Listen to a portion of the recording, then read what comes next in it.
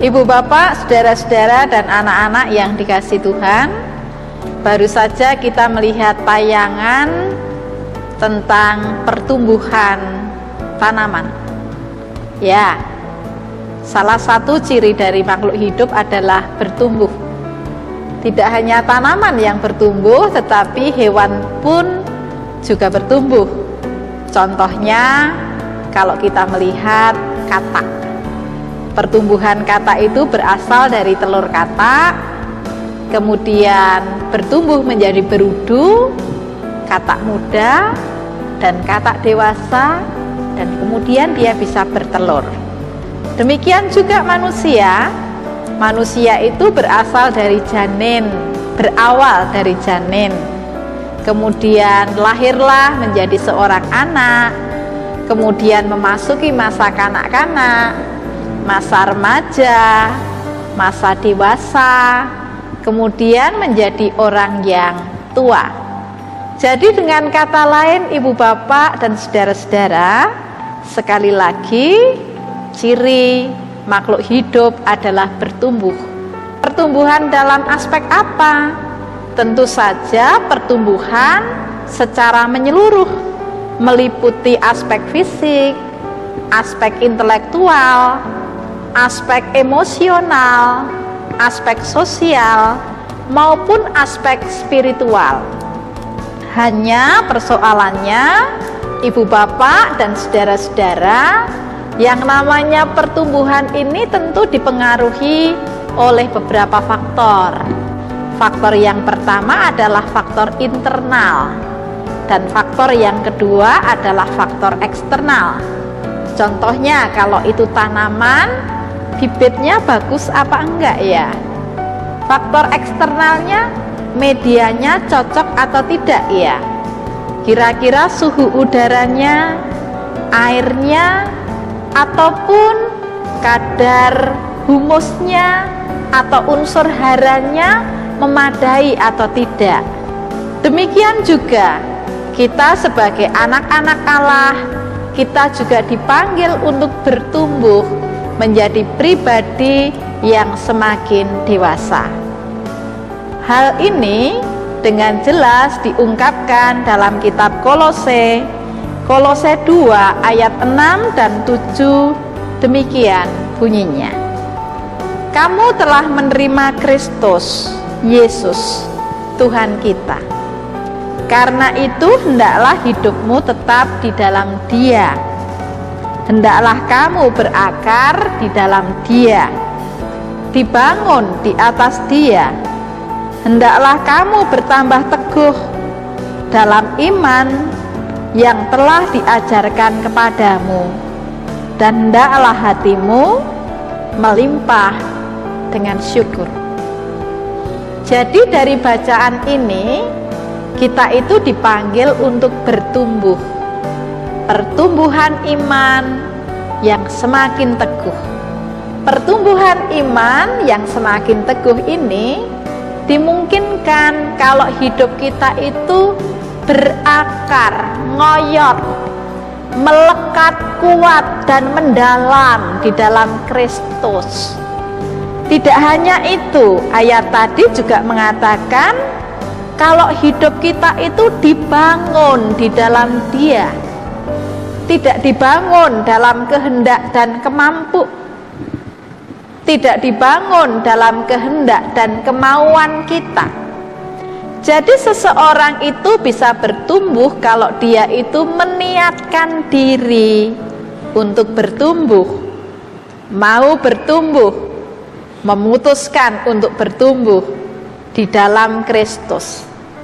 Supaya apa kalau kita bertumbuh di dalam Kristus?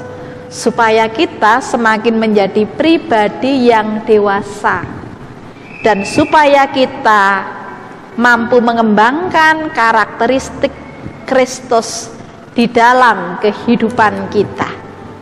Ibu bapak, saudara-saudara dan anak-anak yang dikasihi Tuhan, sekali lagi sebagaimana tadi saya sampaikan, yang namanya pertumbuhan itu tidak bisa berjalan otomatis. Seperti halnya ketika kita menanam tanaman, supaya bisa bertumbuh dengan baik. Tidak asal bertumbuh, itu perlu diupayakan, perlu diperjuangkan, dan perlu dirawat. Kalau kita dipanggil untuk bertumbuh di dalam Kristus, pertumbuhan iman ke arah kedewasaan itu juga tidak bisa berjalan otomatis. Dibutuhkan komitmen untuk bertumbuh, sebagaimana tadi saya katakan, memutuskan untuk bertumbuh dan berupaya untuk terus-menerus bertumbuh ke arah kedewasaan. Lalu apa itu dewasa? Dewasa adalah fase di mana seseorang mampu mengambil keputusan, menentukan langkah, dan mengerahkan seluruh kekuatannya menuju ke arah yang sudah ditentukannya. Dan rupanya dewasa di dalam iman itu juga menunjukkan sebuah proses ketika seseorang itu berjuang terus-menerus ke arah kehidupan yang semakin serupa dengan Kristus. Yang tentu saja ada beberapa ciri orang yang dewasa di dalam Kristus atau di dalam iman. Kalau menurut kitab Ibrani 5 ayat 14, seseorang yang dewasa di dalam iman itu dia mempunyai panca indera yang terlatih. Dengan panca indera yang terlatih, dia bisa membedakan mana yang baik dan mana yang jahat. Orang yang dewasa di dalam iman itu cirinya dia juga memiliki keteguhan sikap dan keyakinan penuh untuk terus mengikut Tuhan Yesus, dan dia tidak mudah diombang-ambingkan oleh godaan atau diperdaya oleh berbagai godaan. Dan tentu saja orang yang dewasa di dalam iman, dia pasti akan terlibat, berpartisipasi dalam kehidupan dan panggilan gereja, baik bersaksi, melayani, dan bersekutu. Ibu, bapak, dan saudara-saudara, sekali lagi, setiap kita dipanggil untuk bertumbuh menjadi pribadi yang dewasa di dalam iman. Namun dalam keseharian, kedewasaan itu juga dibutuhkan dalam aspek yang lain. Dewasa secara emosional juga dibutuhkan, yang ditandai ketika kita bisa mengelola pengalaman dan perasaan diri kita, menguasai emosi kita. Dewasa secara sosial juga dibutuhkan ketika kita bisa berelasi dengan orang lain, menjalin relasi yang baik dengan orang lain, bahkan orang yang berbeda pendapat ataupun keyakinan. Dewasa secara moral itu juga dibutuhkan ketika kita setia terhadap nilai-nilai moral yang kita yakini, yang membawa kebaikan bagi orang lain. Dan tentu saja dewasa secara iman ketika kita memegang teguh iman percaya kita, ketika kita mencerminkan karakter Kristus, tetapi pada saat yang sama ketika kita menghargai iman dan kepercayaan orang lain.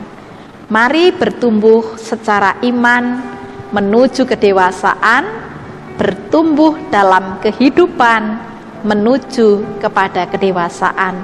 Mari kita perjuangkan. Tuhan memberkati. Amin.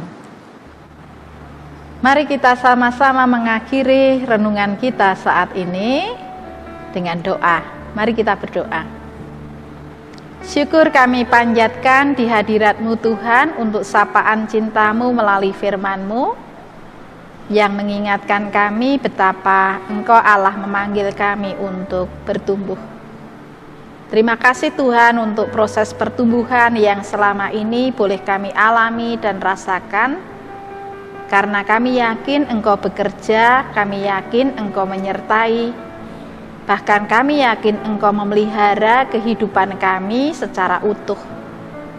Namun demikian, mampukan kami untuk mempunyai komitmen bertumbuh secara iman, secara intelektual, secara fisik, secara sosial, maupun secara emosional, supaya kedewasaan kami juga kedewasaan yang utuh. Bahkan lebih dari itu, semakin hari kami semakin mencerminkan karakteristik Kristus. Kami mohon bimbingan-Mu dan penyertaan-Mu. Semuanya kami serahkan dalam nama Tuhan kami Yesus Kristus. Terima kasih Tuhan. Amin.